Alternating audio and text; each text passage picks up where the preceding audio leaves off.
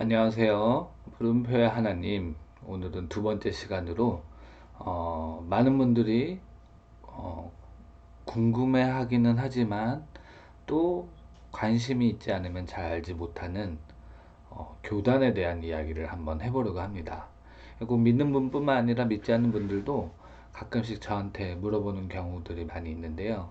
과연 장로교, 감리교, 뭐 이런 교단들의 차이는 무엇인지 궁금해 하시는 분들이 많더라고요. 근데 또 막상 그런 것들에 대해서 자세히 설명을 해주는 분들이 많지 않아서 이번 기회에 한번 이야기를 해보고 또 같이 이야기 나누었으면 좋겠습니다. 제가 그 신학을 전공한 사람이 아니기 때문에 사실 저도 제가 알고 있는 내용이 정확하지 않을 수가 있어요. 그래서 제가 나눈 이야기들 중에 혹시 틀린 내용이 있다 하더라도 너무 막 이렇게 심하게 뭐라 하지 말아 주시고 댓글을 통해서 좀 더 자세한 내용을 보충을 해주시면 이 영상 자체가 더 유익한 그런 콘텐츠가 될 것 같습니다. 네, 한번 시작을 해볼게요. 장로교, 감리교, 침례교, 순복음교회 보통 이런 교회들을 이제 우리가 주변에서 많이 볼 수 있는데요. 사실 이런 교단의 차이들, 그 다음에 또 우리나라에서는 잘 알려지지 않지만 성공회, 루터교, 뭐 성결교 이런 교단들이 많이 있죠. 특히 우리나라는 좀 비정상적으로 장로교가 많은 세력을 차지하고 있는데요. 사실 전 세계적으로 봤을 때는 장로교는 그렇게 큰 교단이 아니에요. 제가 그래서 이제 자료를 좀 찾아봤는데요. 이게 2018년도에 조사한 세계의 개신교 교단별 성도 수예요. 여기 보시면은 압도적으로 오순절이 많죠. 2억 8천만 명. 네. 그 다음에 성공회 1억 6천만. 그 다음에 침례교 9천만 명. 이 초교파주의 이거는 이제 어느 교단에도 속하지 않겠다라는 뭐 요새 새로 등장하는 움직임인데 여기도 8천만. 루터교도 우리나라에 루터 교회 자체가 몇 개가 없는데 전 세계적으로 봤을 때는 상당히 많은 세력을 가지고 있고요. 그 위에 감리교, 그 다음에 칼뱅교, 이 장로교하고는 조금 다른 개혁주의 교단이라고 하는데 그 자세한 내용은 저도 잘은 모르겠습니다. 그리고 이제 우리나라에서 가장 많이 차지하고 있는 장로교가 2,500만으로 제일 작고, 그다음에 이제 미국의 청교도들 그 메이플라워 타고 들어온 사람들의 후손인데 한 500만 이 정도 된다고 합니다. 여기 보시면은 장로교의 범주에 칼빈주의까지 포함을 한다 하더라도 예, 감리교하고 약간 같은 수준이거나 조금 작은 수준이고요. 사실 어떻게 보면 우리나라에서 거의 찾아보기 힘든 성공회가 세계적으로 넘버 2다. 그 다음에 오순절 우리나라에서는 이제 그 순복음 교회가 제일 큰데 이 오순절 교단이 전 세계적으로 정말 압도적으로 크다 뭐 이런 걸 알 수 있습니다. 뭐 더 아프리카나 이런 뭐 인도 동남아시아 이런 지역에서 계속 폭발적으로 성장을 하고 있는 개신교 교단은 다 오순절 교단이라고 보시면 될 것 같아요. 네, 이 교단에 대해서 뒤에 또 자세하게 나누도록 할게요.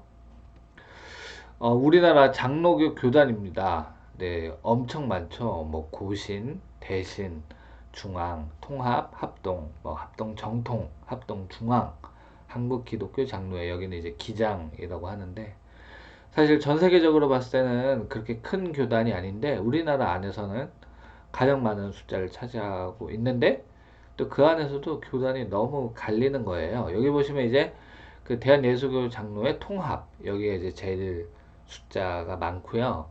그다음에 교회 수, 목회자 수로는 여기 합동이 제일 많고, 네. 이 둘이 거의 장로교에서는 가장 큰 비중을 차지하고 있고, 또 저기 기장, 기독교 장로회 여기는 약간 사회 개혁과 참여를 좀 중요하게 여기는 그런 교단이라고 보시면 될 것 같습니다. 이런 교단에 대해서 좀 이야기를 하려면은 어쩔 수 없이 시작이 종교개혁에서 시작을 할 수밖에 없어요.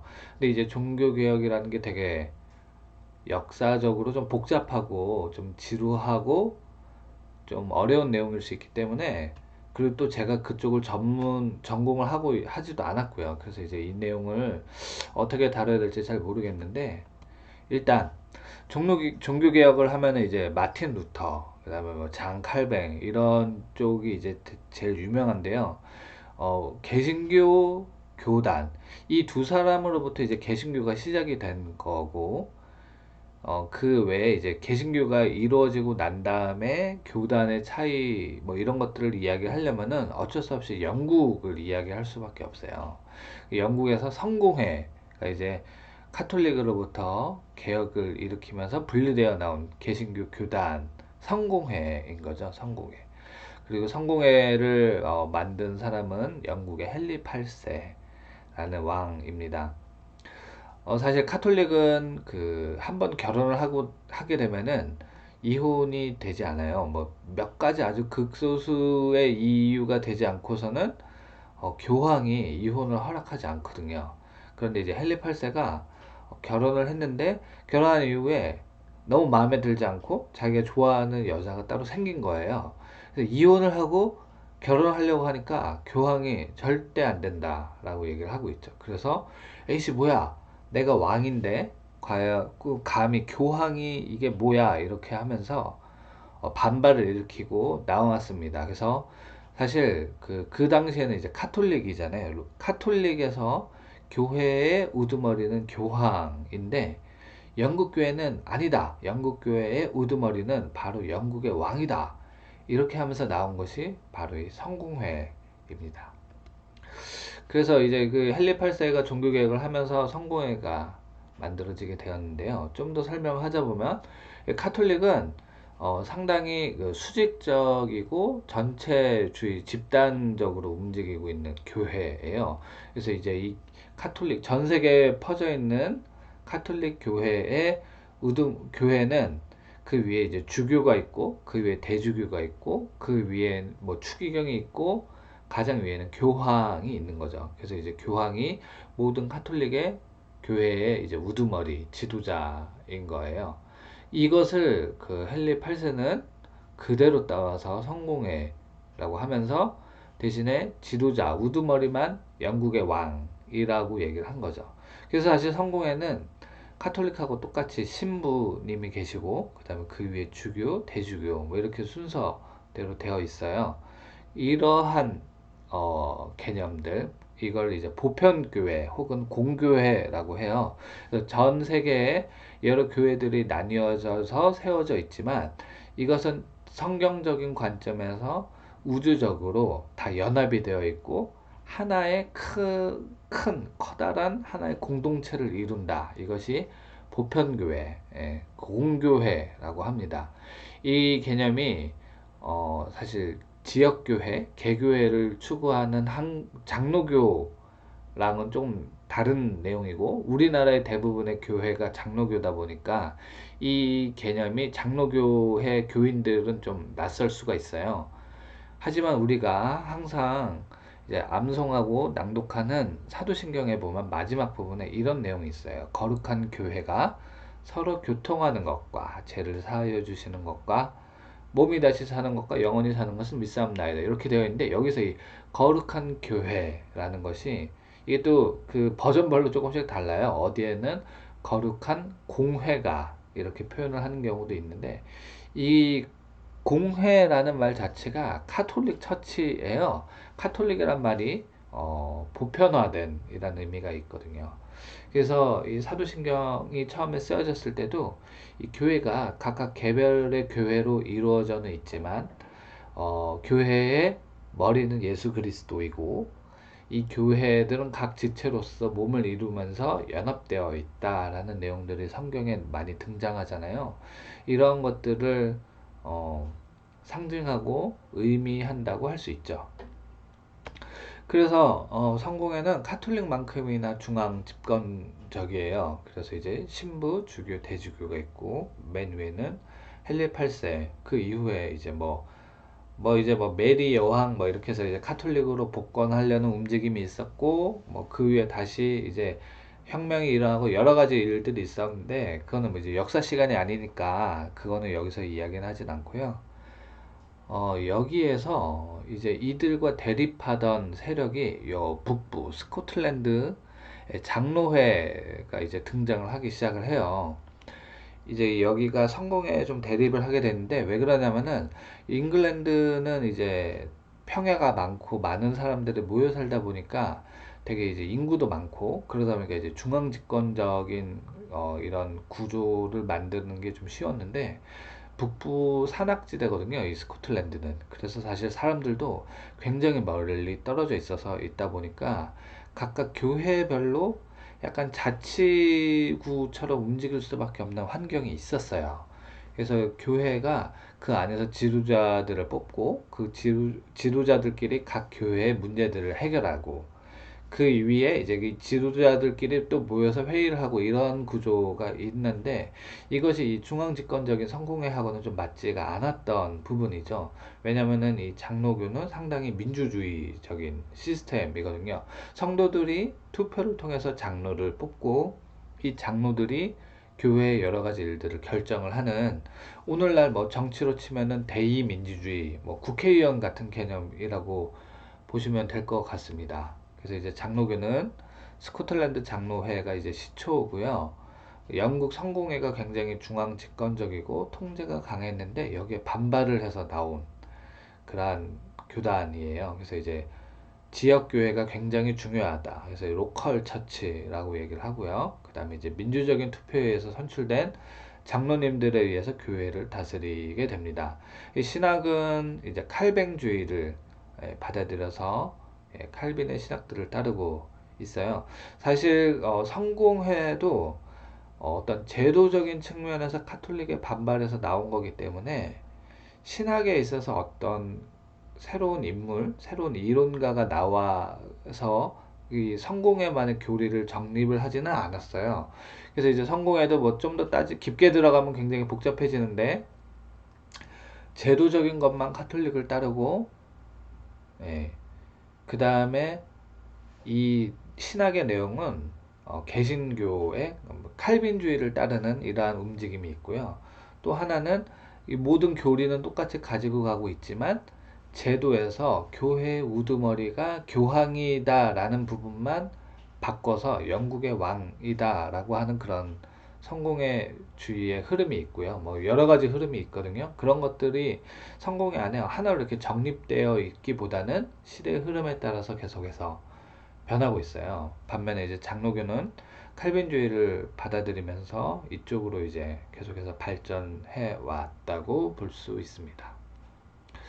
또 하나 이제 큰 교단이 이제 감리교예요. 감리교도 사실은 성공회로부터 나온 교단이에요. 감리교 창시자인 존 웨슬레, 뭐 요한 웨슬레라고도 하는데 존 웨슬레가 사실은 성공회의 신부였어요. 예, 근데 이제 순회 선교를 하고 복음을 전파하고 선교 사역을 계속해서 하다 보면서 굉장히 성령 충만함을 받았고 그걸 통해서 이제 계속해서 기도와 또 때와 장소를 가리지 않는 예배들을 했었는데 이것이 그 성공회의 통제에 벗어나는 일들이 많이 있었어요. 그래서 성공회 교단에서는 계속해서 이러한 부분들을 문제를 삼았는데 웨슬레는 이런 교회의 권위보다는 성경이 또 성령께서 자신에게 주시는 그런 감동과 지시들, 성경에 적혀 있는 지상 명령들 이런 것들이 성공의 교단의 지침보다 더 위에 있다. 결국에 성경이 모든 권위 위에 있다. 라고 주장을 하면서 결국에 이제 교단이 분리가 되면서 감리교가 나오게 되었습니다. 이름이 왜 감리교냐면요. 감독이 다스린다 해서 감리교예요. 성공의 영향으로 이제 감리교도 하나의 보편교회를 추구를 하고요. 이 성공에서 주교 역할을 담당하는 이런 감독이라는 존재가 있어요. 그래서 이제 감독이 다스린다. 그래서 감리교입니다. 사실 이거 말고도 교리적인 측면에서도 장로교하고 굉장히 다른 부분이 있어요. 근데 이 부분을까지 다루면 오늘 이야기가 너무 많아지기 때문에 장로교와 감리교의 교리 이야기는 다음 기회에 또 한번 나누도록 하겠습니다. 침례교도 영국에서부터 나왔어요. 예, 영국에 제세례파라는 사람들이 있었어요. 사실 영국의 장로교는 유아 세례를 되게 중요하게 여겼거든요.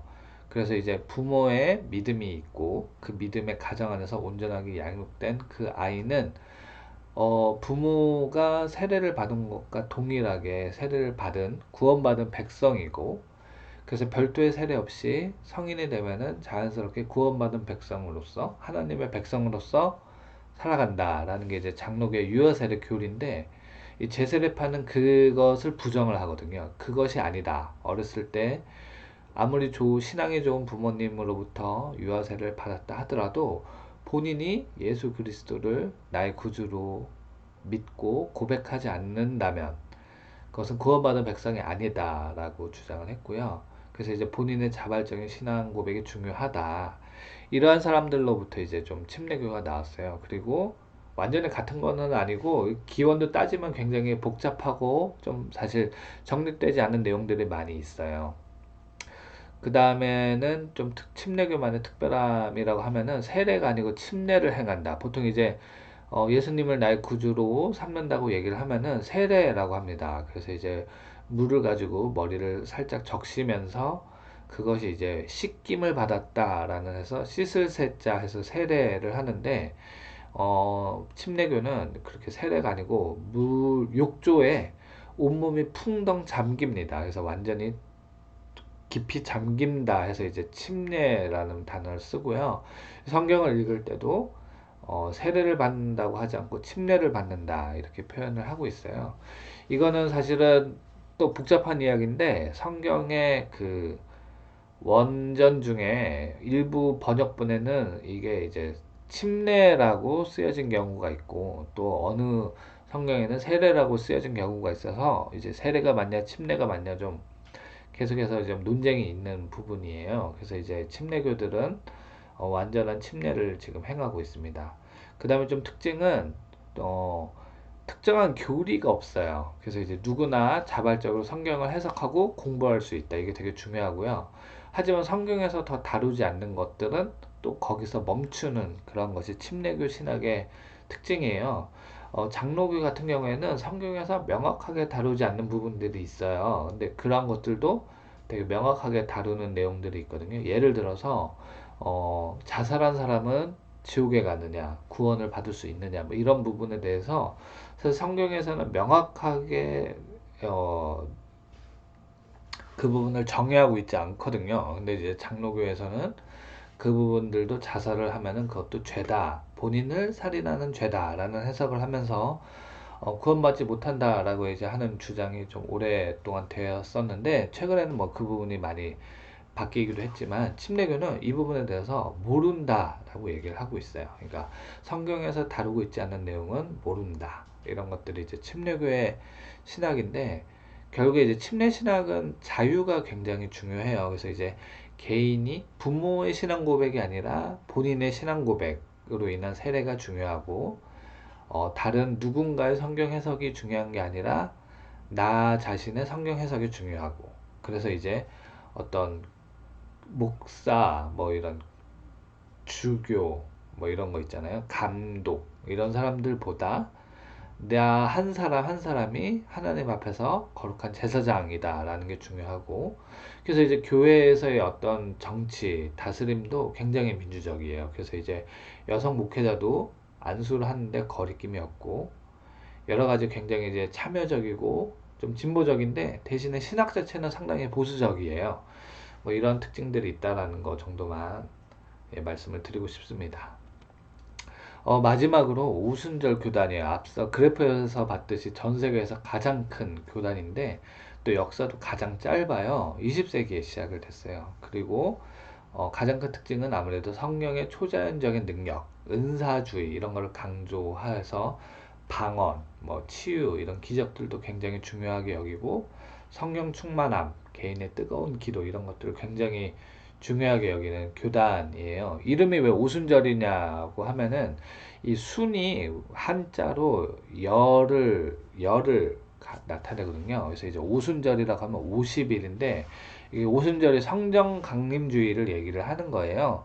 예수님이 승천을 하시고 난 다음에 50일이 지난 다음에 다락방에서 기도하고 있던 제자들에게 성령이 내리면서 그들이 이제 다 같이 머리 위에 불 같은 성령의 임재가 있었고 다른 언어로 방언을 말하고 그 뒤로부터 이제 교회가 시작이 되었다고 보잖아요. 그래서 그때 이후로 사실은 좀 보수적인 신앙생활, 신앙이 자리 잡게 되면서 더 이상의 성령의 나타나심, 기적 이런 것은 이제 없다. 특히 이제 20세기에 이성이 극도로 발달을 하면서 더 이상 이러한 기적은 없다. 뭐 이런 움직임이 많이 있었는데 1914년에 미국에서 어느 교회에서 굉장히 뜨거운 성령의 나타나심이 일어났고 그곳에서 이제 방언, 그 다음에 이제 귀신이 내어 쫓기고 병이 고쳐지고 하는 기적들이 많이 일어나면서 이러한 성령의 충만함과 나타나심이 지금도 계속되고 있구나. 이것이 이제 우리가 계속 추구해야 되는 것이구나. 이런 움직임으로 나타난 그런 교회가 이제 오순절 교회예요. 그래서 우리나라에서는 이게 이제 순복음교단, 그래서 이제 정식 명칭은 기독교 대한 하나님의 성회, 줄여서 기하성이라고 하는 교단이고요. 아프리카나 남미나 뭐 동남아시아 이런 쪽에서도 뭐 힌두교, 이슬람, 그다음에 이제 무속 샤머니즘 뭐 이러한 것들이 가득한 곳에서 성령님의 강한 기적과 능력을 통해서 사람들이 이제 회심하고 예수님을 구주로 영접하고 이러한 일들이 일어나고 있거든요. 그래서 이제 이러한 이제 새로운 21세기까지 가장 큰 교단이고 앞으로도 더욱더 성장을 하고 있는 그런 교단이라고 볼 수 있습니다. 지금까지 이야기하는 것마다 너무 복잡하고 되게 많은 이야기를 했는데 여기서 이번 영상은 여기서 마쳐야 될 것 같고요. 다음 시간에 뭐 성결회라든지 아니면 다른 교단들에 대한 이야기들 그리고 뭐 장로교와 감리교의 교리의 이야기 이런 이야기들 또 한번 나눌 수 있는 기회가 되면 좋겠습니다. 예, 오늘은 여기까지 하겠고요. 또 궁금하신 점 있으면 언제든지 댓글로 남겨주세요. 예, 감사합니다.